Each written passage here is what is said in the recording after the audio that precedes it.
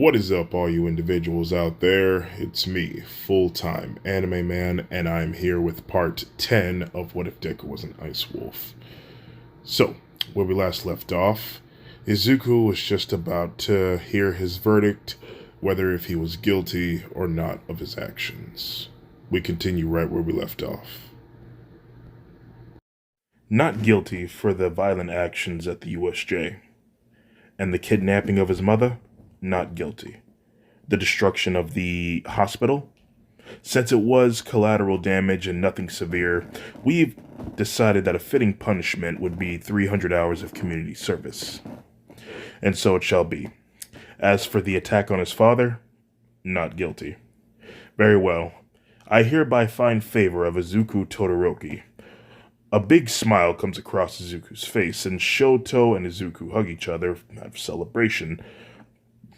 As everyone cheers for them, Judge Judy then bangs her gallop and says, Hold on, there's more.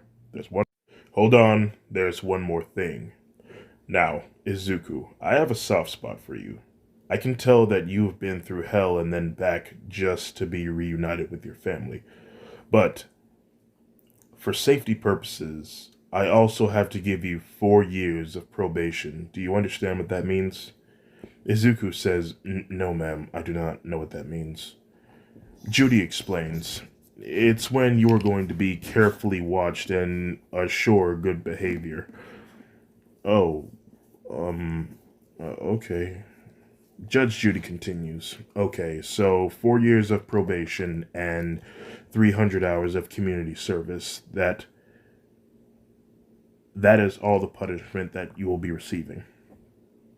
Judge Judy was about to smack her gallop down to close the case, but one of the security guards handed her an envelope that was meant for Izuku. She reads it herself and then says, Oh, well, Izuku, it shows here that UA is interested in having you on board as a student. It says here that you will have to take a mock exam in order to gain entrance. Do you accept? A smile comes across Shoto's face, and he tells Izuku to say yes, so that way we can go to the same school together. Izuku says, I accept. Good. I'll go ahead and have this forward back to them to inform them that you're interested. But for now, we need to get to the other part of your case involving your father, Enji Todoroki. When his name was spoken, Enji entered the room. He was wearing a suit and tie with a cane in one hand and his attorney walking next to him. People were staring daggers at Enji for the horrible things that he had done to his children. He reaches the desk up front, and he glances over to Izuku and then back to the front. Judge Judy speaks. Okay, now we can move on to the next court case. For Enji Todoroki. So, here's what I have so far. When Izuku was arrested for questioning in his involvement in the USJ attack, which FYI he was not found guilty of since his actions were out of his control, anyway, when he was being brought in for questioning, he was also being polygraphed by Detective Alexander, and at one point he told a lie that he was not aware that he was telling when he attacked his father out of his own free will. He then swore that he did tell the truth, that he did attack his father out of his own free will, because his father slapped his sister, Fuyumi Todoroki, in the face for no apparent reason. When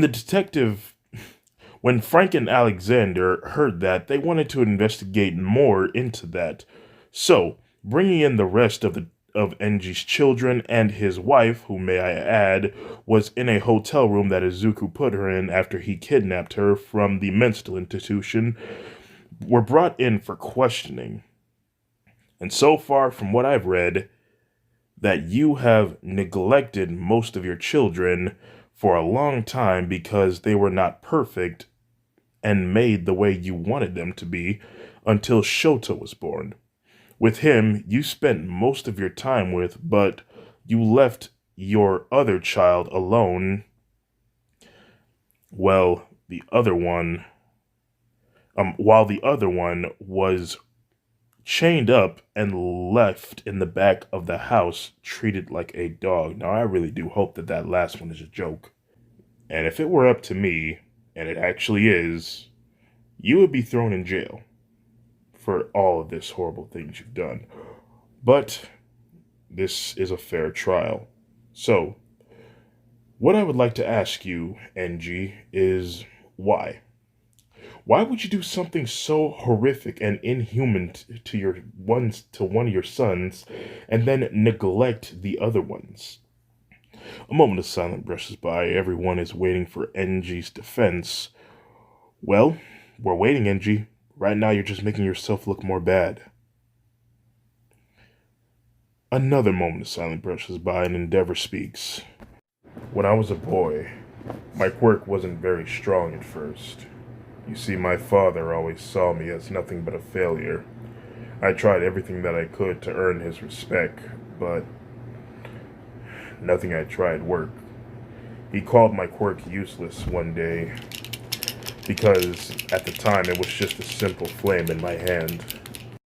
Judge Judy interrupts Endeavor saying, NG, I was asking you why you neglected and traumatized your children.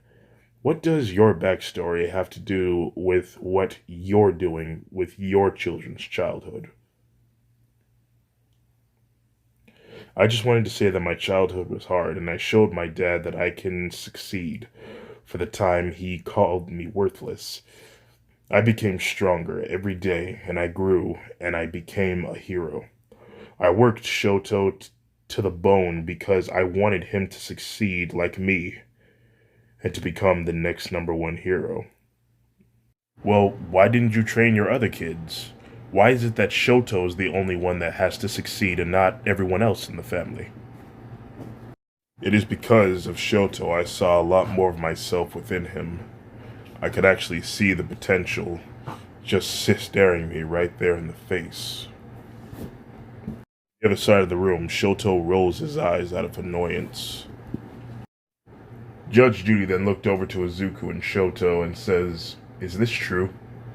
Shoto stood up and says, "That's only half the truth. The reason why he does this, and the reason why I was born, is because he wanted a child that was stronger than All Might. That's the only reason why. Before this happened, he uses his right hand to gesture to his facial scar. My mother was on the phone and told my grandmother the reason why he's trying to have children. It broke my heart to hear such a thing, and the reason he didn't train my other siblings is because he claimed them defective, because they weren't perfect. They didn't have a half fire and half ice quirk like I do. It's pitiful to learn that my only reason for existence is because of jealousy." Endeavor then bursted, standing up while banging his fist into the desk in front of him while yelling, "Everything that I did was for you, you ungrateful shit!" You ungrateful shit. When he said that, Judge Judy smacked her gollop down and said, "Hey, order in the court. You don't yell at him. Judging by your actions after what he just said, I'm taking that it must be true. Tell me, NG, how self-absorbed and pathetic are you?" Endeavor sits back down and his lawyer whispers in his ear, telling him to be respectful when in a courtroom. Judge Judy says, "Now, moving on. Now, I want to ask you about Izuku over there." She reads over the papers of Izuku's statement, saying, "Oh my goodness. This can't be reality. I know I read this earlier, but, this cannot be reality. Why did you force your son to turn into his wolf form as at the age of 4 and then chained him into the back of the house and left him outside for a year. Endeavor feels heat in the back of his head from everyone intensely staring at him with anger. Endeavor sighs and he says, "Because he's not my son." Judge Judy says, "What do you mean he's not your son? Isn't he Shoto's fraternal twin brother?" "Yes, they are, but his quirks are different. The day I took him and Shoto to the doctors, I was told that he had 3 quirks, one that the doctors were uncertain of. But he did have his mother's ice quirk, and he somehow gained wolf-like abilities. And with that attribute, his strength would be increased, and his other human senses would as well. And he could also change in and out of his Arctic wolf form at will. I thought he couldn't possibly be mine because I don't come from a lineage of such creatures." While behind him, people were whispering to each other. Most of them Endeavor could hear. How is he the number 2 hero? What kind of father does that to a child, even if it isn't his? How does he not know it's not possible for a woman to be impregnated with twins by 2 men? What is wrong with him? Judge Judy says, "Engie, come here." Yep, no. Don't be scared. Don't be scared. Come here. Endeavor then gets up and he slowly walks towards Judge Judy's desk. He stands right in front of her. Judge Judy then grabbed her gollop and does a hammering gesture towards Endeavor's head while saying, "I wish I could reach across this counter and knock you upside your head and beg to God that you grow some common sense because you are an idiot." Everyone starts clapping and cheering after Judge Judy said what they were all thinking. And after a few seconds, she continues, "Let me educate you real quick. And just to point this out to everyone who does not know this, they are not identical twins. They appear to be dizygotic twins, otherwise known as fraternal twins. In this case, 2 of the men's sperm cells will come in contact with the woman's eggs individually, and 9 months later, those cells will grow into separate bodies, making fraternal twins. Now, how is it that I, an elderly woman, needs to point this out to a man who looks like he's in his 40s? And if you're still not convinced, do you want a DNA test? In fact, you were at a hospital. Why didn't you just get a DNA test there with him when he was small? Endeavor stutters. Well, you know what? I'm not going to ask you again. You and Izuku are going to get a paternal test today, right now. Jackson, take the cuffs off of Izuku over there and get some DNA from him. Engie, you go follow that security guard and we're going to get you a DNA test right now. I don't need to hear any more about what he did to his children. The jury will reach a verdict. We'll do a background check on Engie Todoroki. We're going to take a quick recess." She then banged her gollop down and the recess began. Everyone then got up and Izuku was taken to a more open area where he didn't feel like he was under captivity anymore. Anyway, Izuku was given normal clothes and he got his mouth swabbed with a Q-tip for the paternity test. The person then leaves the room and the boys were alone. Shoto speaks. "Oh man, Izuku, this is going to be great. You're finally going to get to come home with us. We got so much catching up to do. I mean, we already got some catching up to do when the parasite showed us, but there's so much more I want to tell you.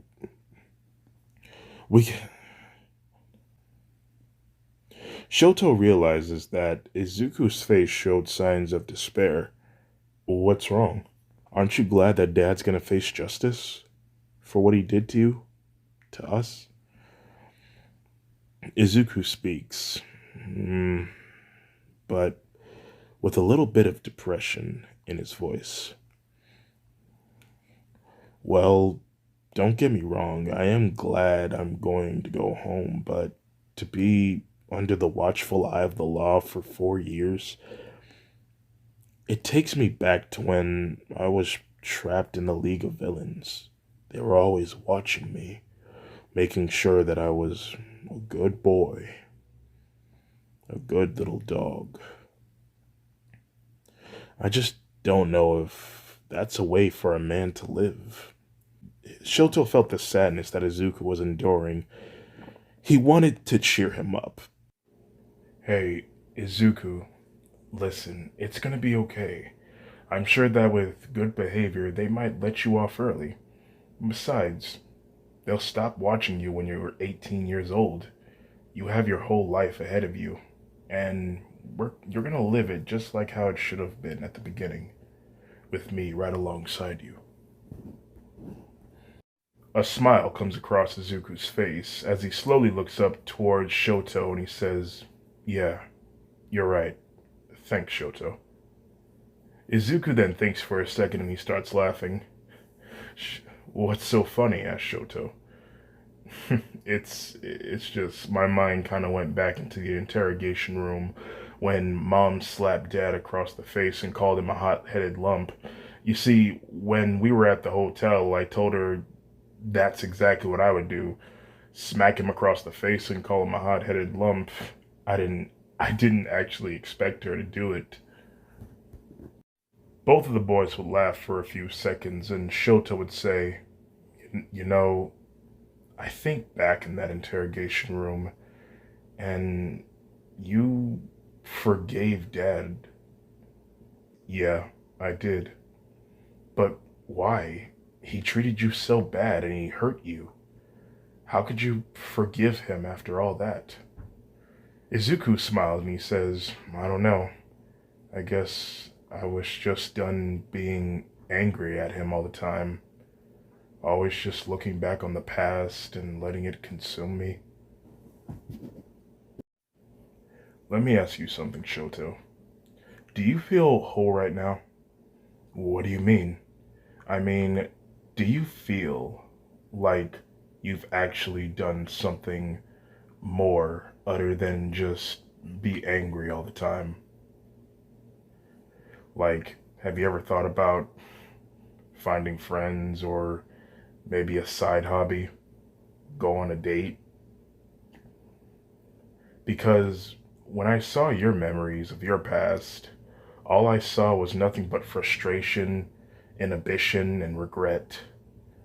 You blame Dad for being the main source of your pain. It's time to let go. Shoto stops and thinks for a second. After some time, Izuku, Shoto, and Endeavor re-enter the courtroom. The jury is already glaring daggers at Endeavor, while Judge Judy enters the room with two envelopes in hand. Okay, before I read this, and I really feel like I shouldn't have to, I just want to recon all the evidence that points at you, Enji.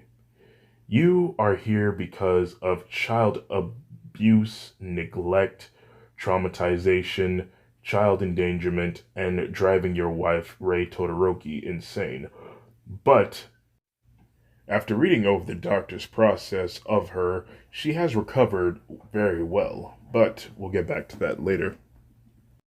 And there's another thing I would like to say. Angie, while we were doing a background check on you and your family generation, we have discovered that a long time ago, when quirks were still, let's say, developing, we have found that your great grandfather was a wolfman.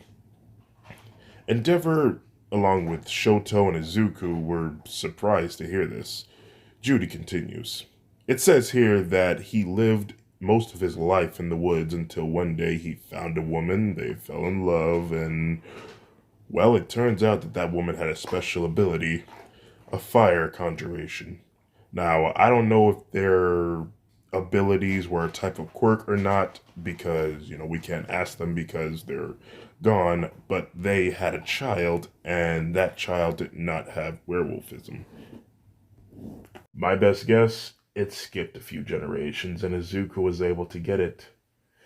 Izuku and Endeavor look at each other out of surprise. Young white-headed boy looked up to Judy and said, "But it has to be a quirk of some sorts. As my father mentioned earlier that I have three quirks, and I am aware of what the third one is." "Oh, really? And what is your third quirk?" "My third quirk is called Tethered. It allows me to share a bond with my brother Shoto, and we share quirks and feelings. Well, which means I can also conjure fire, just like my brother and father here. And Shoto here also has wolfism, just like I can." Endeavor looks back over to Izuku while saying, "What?" Izuku responds, "Yes, I have fire now. Do you mind if I show him?" "No, go right ahead, just be careful." Izuku would then raise his left hand into the air and engulfed his arm in flames. Endeavor stares in bewilderment. "Very interesting." And Shoto, "Yes, ma'am. He said that you had wolfism too. Do you mind showing me?" Um, sure." Shoto then got down on his knees and he showed the court his ability to change into a wolf like Izuku.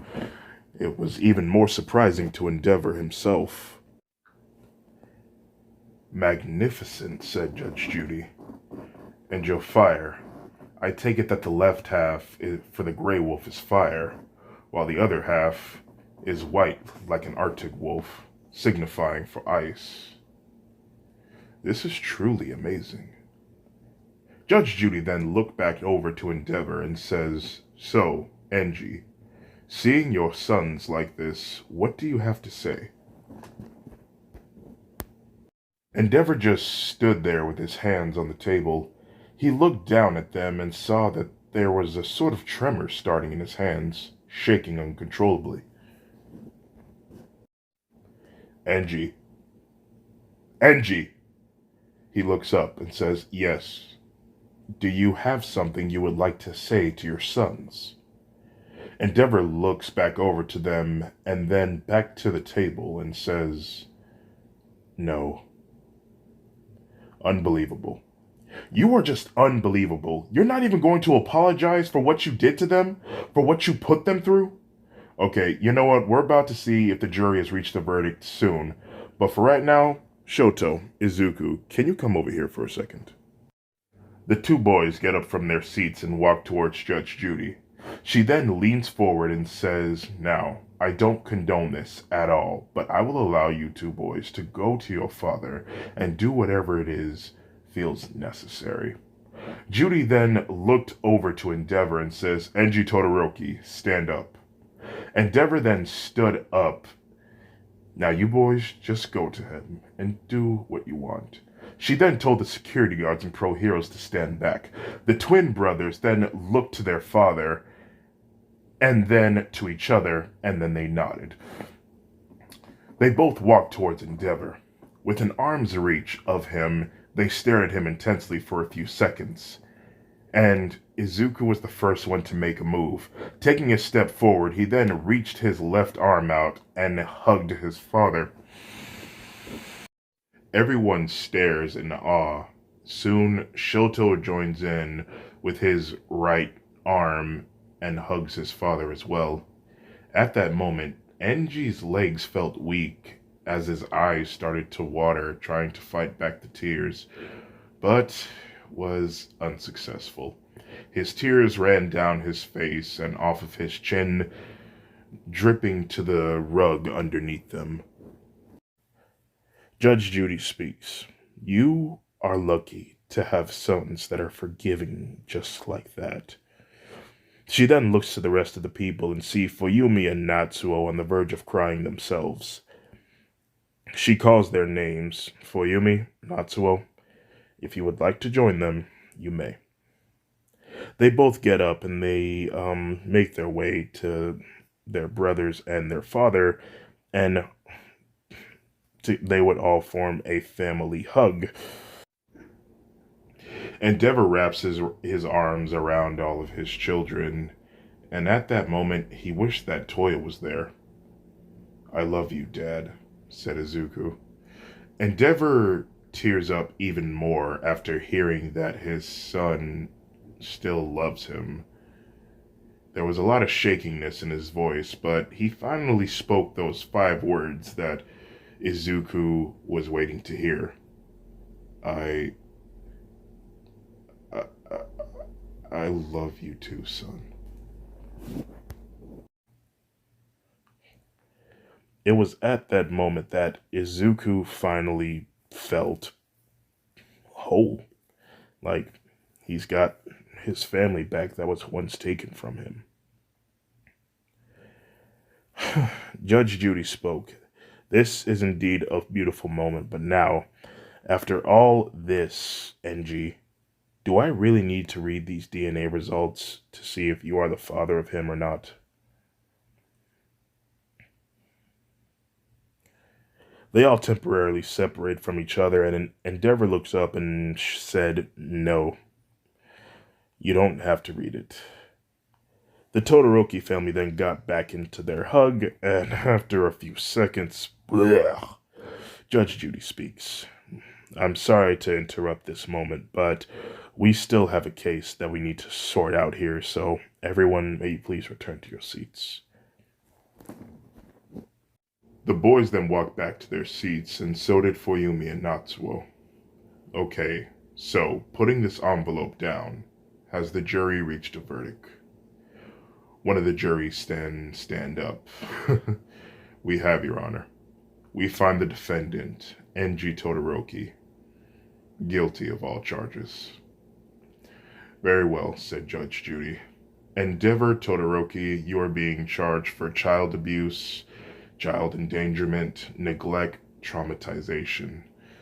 I hereby revoke your hero license, and you will spend 30 years in prison. Over on the other side of the room, Izuku was feeling sad, even though he was getting justice, but at the same time, the words of his father still echo in his mind. His thinking was interrupted when he felt Shoto's hand comforting him, saying, It'll be all right. Endeavor speaks. Before you end the case, I would like to grant a request. And what would that be? Said Judge Judy. I would like to have Rei, my wife, removed from the hospital. Shoto and Izuku looked to their father with bewilderment. The kids, they're going to need their mother. Very well. I shall have Rei Todoroki removed from the mental institution and back home immediately. And you know what? I'm going to do you boys a favor. Izuku Todoroki, Shoto Todoroki. Yes, I am going to legally grant you boys early access to your hero license. This will be so that you will be allowed to use your quirk in public, and whenever there is crime going on, you will be allowed to intervene. If Enji really thinks that the crime rate will grow up without him, no, well then, let's see what his 2 boys got. Do you boys accept? Both of the boys then smiled, and with a lot of excitement in their voice, they say, yes. Very well then. I hereby grant the boys early access of their hero license, and that Rei Todoroki will be released from the mental hospital today, while NG Todoroki loses his hero license and will spend 30 years in prison. And if shown good behavior, he may be released early. Case closed. Meant to knock. She then banged her gallop, and it was all over. The twin brothers then stand up and embrace each other out of excitement.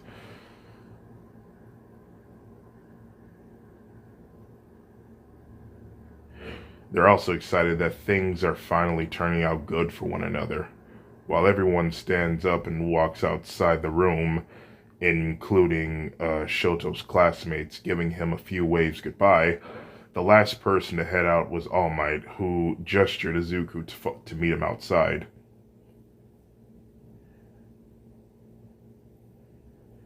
Izuku signals him that he will be with him in just a minute. Judy and the jury as well are still seated in their seats. Endeavor and his twin sons were staring at each other. The police were just about to put the cuffs on Endeavor when Izuku asked if they could have a moment to talk with him before he goes. One officer would say, "Fine, but you have like a minute." The boys take a few steps towards Endeavor, and they just smile for a few seconds. Shoto speaks. I didn't really want it to be this way. Endeavor then crosses both of his arms and says, "Well, it has to be." He then kneeled down to the boys' level and says, "Listen, boys, the judge is giving you two early access to your hero license. You know what that means, right? You guys are going to have a lot of responsibility to look after this city and the people that live within it. But more importantly, you must look after each other." Shoto and Izuku nod in agreement. "Now, once you boys go out there, you're going to make enemies, and they will try to hurt the ones that are closest to you. Now, I know it's obvious, but look after the family." Endeavor then sighs and says to Izuku, "Izuku, I barely got a chance to hear about what happened to you. Maybe if you ever decide to come visit me, you could tell me all about it. I'm actually curious." Izuku smiles and says, "Of course, I think you'd be impressed, actually." Endeavor smiles and says, "I already am." A chuckle leaves him, and he nervously says, "I'm sorry. I should have never doubted you, or hurt you, or make you feel like you were never a part of this family, when really, you clearly have more of the Todoroki blood flowing through you than I am." A tear calls from a tear crawls down Izuku's face, and he says, "It's all right, Dad. All is forgiven." Endeavor says, "But I really don't deserve your forgiveness. But I'm really glad you do." God damn it, I'm so proud of you boys. You guys have bright futures ahead of you. Remember, always keep your head up. Both of the boys nodded in agreement once again. A police officer says, "Okay, time's up, gentlemen. We must go." "Okay," said Endeavor. "I'll see you boys later." Before they could put the cuffs on him, Izuku embraced his father one last time before they did, and so did Shoto. The judge and the jury were still watching and were still in awe.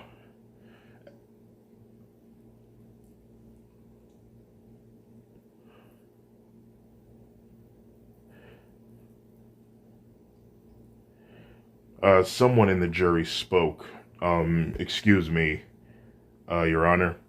Before Enji goes, we, the jury, are actually curious of what the paternity test says. We were hoping that you were going to read it." Judy then looks to the boys and Endeavor and says, "Are you okay with that?" They all said at the same time, "Yes, we are." The Todoroki family, of course. "Okay, then." She then opens the envelope and pulls out a piece of paper. "When it comes to 14-year-old Izuku, Enji Todoroki,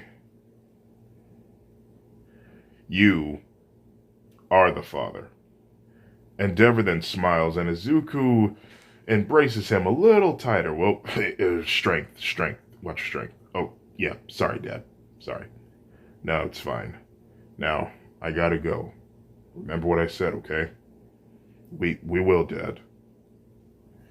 Endeavor was then taken away, and the boys walked out of the courtroom, where Fuyumi and Natsuo were waiting for them. Within a flash, their sister Fuyumi tightly embraced them around their necks, bringing them in for a hug. She then said, "See, I told you everything would be okay, didn't I?" "Yeah, you did," said Izuku. "Oh, I'm so excited. We can all go home. Oh my goodness, we gotta go pick up Mom first. We finally gonna be a real family." Natsuo steps in, saying, "But I have to say, what are you guys going to do about this?" He points to their hands that are stuck together. "I don't know," said Izuku. "And you know what? I'm in too much of a good mood to care at the moment." "Yeah, me too," said Shoto. "Come on, let's go." They all walk out the front door. As soon as they make it outside, a crowd engulfs them, like just surrounding them. Interviewers, the press, everyone that wants to know how Izuku's feeling at this moment, and if they're glad that their father is in jail. They didn't comment.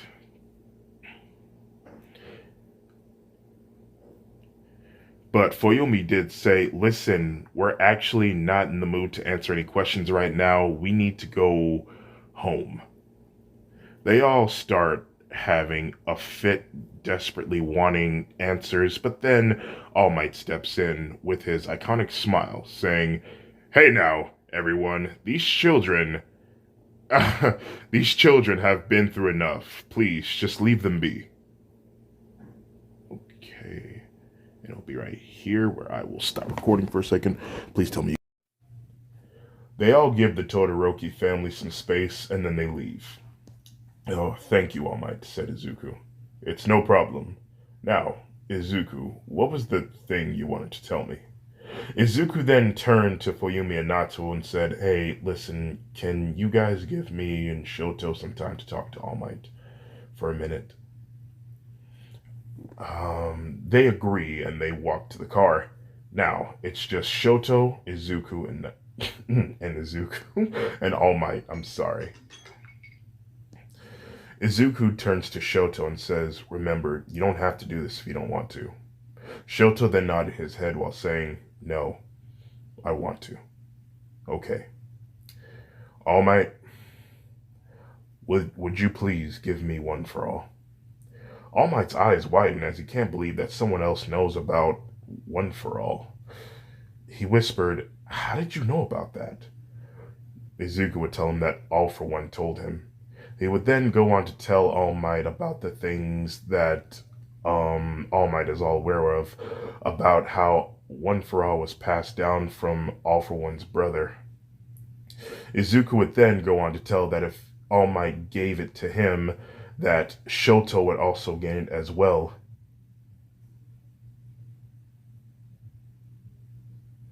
Making it two people to put an end to All for One's reign of terror. All Might was even more interested in this boy. He was highly trained in combat. He has a strong and sharp mind, and he's already in good shape. But more importantly, he's had experience with All for One.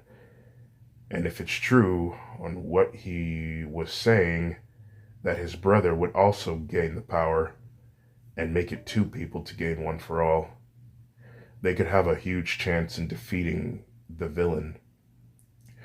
All Might could actually see himself giving All for One to this boy. All Might could actually see himself giving One for All to this boy.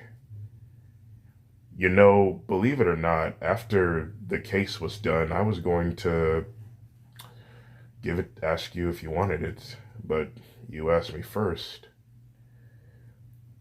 It would be my honor to give it to you, Izuku. But for now, I think it would be in your best interest if you just take my number for now and go rest up. When you're ready, give me a call and we'll start your training. Thank you, All Might, said the boys at the same time. They both then heard a honking noise in the distance and said, "A minute's up, we gotta go get Mom," said Fuyumi. "Oh yes, and before you go, Izuku, Melissa wanted me to give you this." It was another piece of paper with her phone number on it. Well, he then looked back up to All Might and he said, "We'll talk about this later. I'll see you boys around." The boys then nodded their head and then they would leave to go pick up their mother. Soon after, everyone went to pick up their mother and then they finally went home. And Fuyumi was happy when she had finally gotten what she'd wanted. A family dinner for everyone to just sit down and chat about their day. They would ask Izuku questions about his time in the woods, and Izuku would tell them some good times, and he would rather talk about other things another time. It was getting late, it was dark outside, and Izuku's head was finally on the matter on the fact that him and Shoto were still stuck together. "Shoto, I think it's time we figure out how to separate because I got the UA thing tomorrow." "Yeah, you're right." They both sit down and they think. "I got one. You said you felt desperate and that you didn't want to be separated, right?" "Yeah." "Well, how about we think about wanting to be separate and maybe the tethered quirk will let us go?" "I suppose it's worth a try," said Shoto. "Here, let's both give it a shot." Both of the boys would close their eyes and they would focus. While doing so, they would start giving out this sort of white aura glow around their bodies, just like in part 1. Their hair started waving around in the air as the brightness got brighter and brighter like a star. Soon, both of the boys stopped and they opened their eyes. They're still stuck together. "Well, that didn't work," said Izuku. "Man, and I was actually feeling something right there." "I'm sorry," said Shoto. "Well, why are you sorry?" I don't want to let go. Because I'm afraid that once I do, you'll just disappear all over again without me." "Shoto, look at me. I'm here, and I always will be. There will always be us, and I swear to you that I'm not going anywhere." Shoto then looks down to his hand, and he actually lets go of Izuku. Izuku then flexes his hand a few times. "Oh man, I could actually finally feel it. Great job, Shoto." "Hey, it's all thanks to you." The boys then smile at each other for a few seconds, and Izuku jumps out of his bed and says, "Now, I know I said I wasn't going anywhere, but I gotta use the bathroom." He then runs out of the room, and Shoto smiles as the screen fades to black. And that's going to do it for this episode of What If Deku Was an Ice Wolf, Part 10. It warms my heart to see brothers reunited again properly. Now, we'll find out what happens next episode, which I will see you all in the next one. If you made it to the end of this video, consider yourselves #blessed, and I hope to see you all later on. Goodbye.